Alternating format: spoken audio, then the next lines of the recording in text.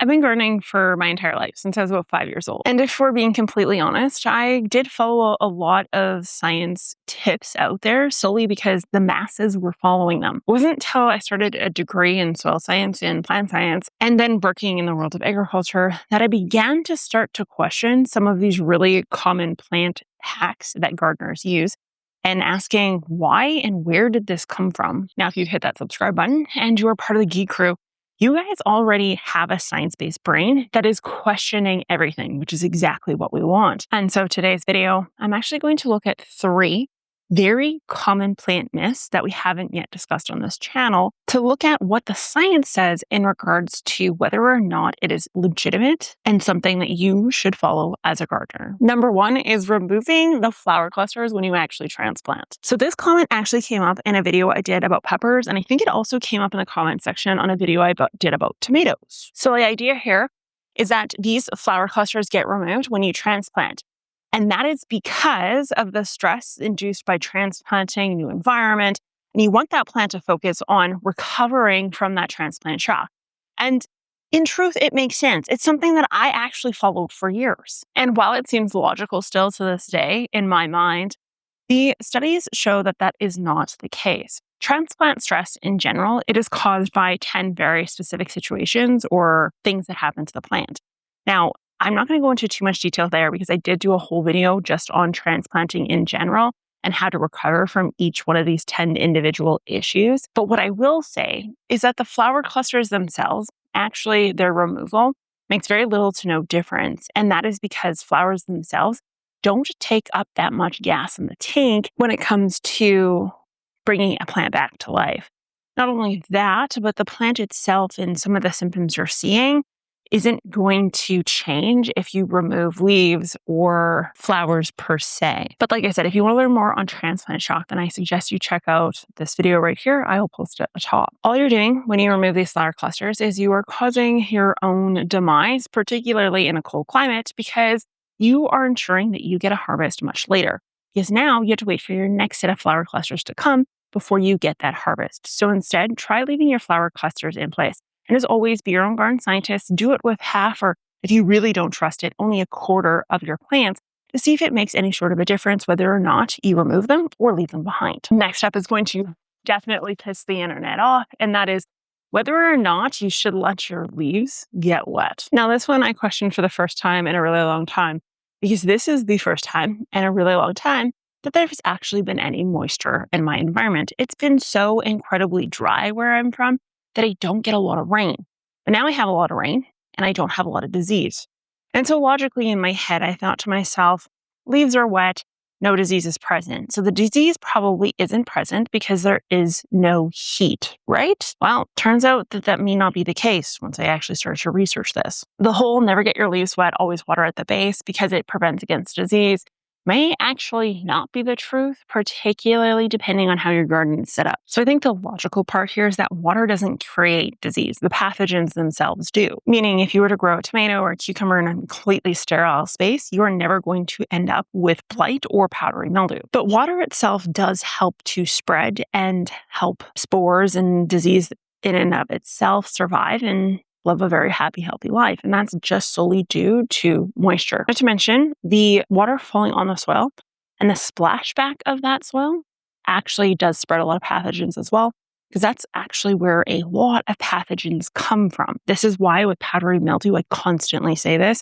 If you compost your mulch or plant debris from a diseased patch of powdery mildew, you better be very confident you're great at composting, because you're actually just going to put that back into your soil. Furthermore, if you don't mulch and you don't actually protect that soil surface, all of the disease in the soil that splashes back onto the plant from your soil will cause that issue over and over and over again. So what this means is if you are overhead watering, you want to ensure that A, the water is evaporating quick enough, meaning you have enough airflow or enough sunshine, and you're not watering at night. Number 2, you want to make sure that there's no presence of previous issues. So powdery mildew or blight from the year before that can overwinter on the soil, that can be splashed back once the water hits overhead. These are all things we want to watch for and obviously ensure does not happen going forward. Now, if you're going to water midday or if you're going to water first thing in the morning, or if you're going to ensure that there's enough airflow, proper pruning, correct spacing, all of these things. The idea of being worried about any sort of disease issue should be the farthest thing from your mind. But this is also the reason for why, if it does start to rain and rain a lot in your area, you want to ensure things like really good spacing between plants, pruning between plants, airflow between plants.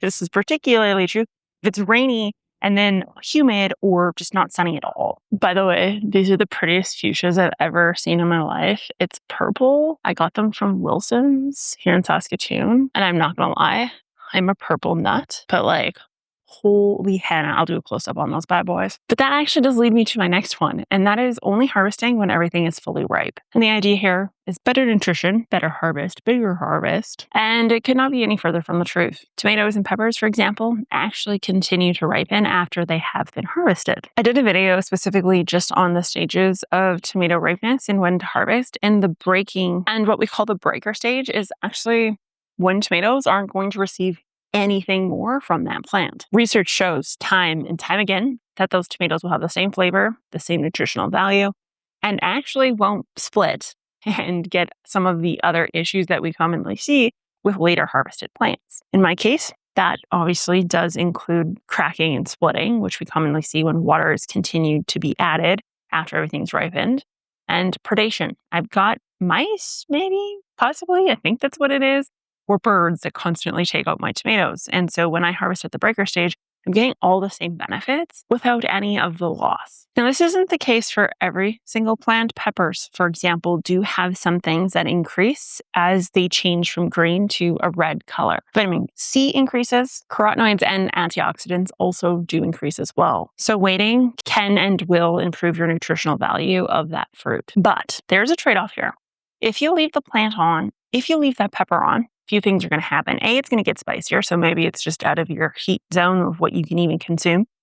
And number two is that it actually prevents more flowering, more fruiting, and obviously more fruit in the future. Another great example of this is things like peas and beans. These two, if harvested while they're younger and not actual bean forms, can result in you getting 2, if not 3 harvests from that plant. And get curious to let me know down in the comments, what is one garden rule that you've completely changed your tune for? I'd be interested to know what that is. And as always, be your own garden scientist. Question everything because it is hugely important to you growing as a gardener. You will never know all the answers. I don't know all the answers. I constantly correct myself and change myself. I've changed myself even from when I originally started this channel 5 years ago. And I've said it. I was wrong. This is what new research shows. And that's okay. That's a good thing. That means you're a good human being. You're not dogmatic. So with that being said, I will talk to you guys next time. Bye.